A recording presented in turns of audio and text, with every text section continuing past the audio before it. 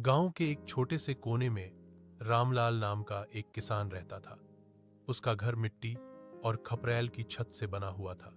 परिवार में पत्नी, 2 बच्चे और बूढ़ी मां थी। रामलाल के पास ज्यादा जमीन नहीं थी, लेकिन जो थोड़ी सी थी उसी पर मेहनत करके वह अपना और अपने परिवार का पालन पोषण करता था। हर सुबह सूरज निकलने से पहले ही वह उठ जाता, हाथ मुंह धोकर बैलों को चारा डालता और फिर हल लेकर खेत की ओर निकल पड़ता। खेत उसके लिए केवल मिट्टी नहीं थे, बल्कि जीवन का आधार थे। वह जानता था कि अगर खेत हरे भरे रहेंगे तो घर में रोटी पानी की कोई कमी नहीं होगी।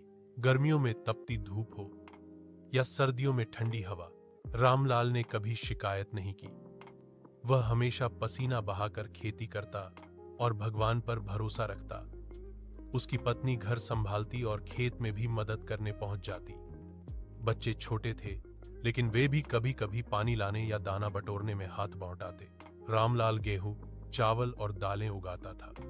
जब फसल तैयार होती तो उसकी मेहनत देखकर गांव के लोग भी उसकी तारीफ करते।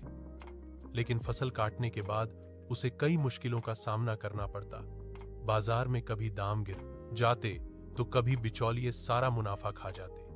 इसके बावजूद रामलाल हिम्मत नहीं हारता। वह कहता, मेहनत करने वाले के हाथ कभी खाली नहीं रहते। कभी कभी जब घर में पैसों की तंगी हो जाती तो वह गांव में मजदूरी भी कर लेता। लकड़ी काटना, कुआं खोदना या किसी की छत पर मिट्टी डालना, वह हर काम करता। उसकी मां हमेशा कहती, बेटा, मेहनत की कमाई चाहे थोड़ी ही क्यों न हो, उसमें बरकत होती है। धीरे धीरे उसकी फसलें बेहतर होने लगी। उसने आधुनिक तरीकों को अपनाना शुरू किया। खेत में अच्छे बीज डाले, समय पर पानी दिया और गोबर से खाद बनाई।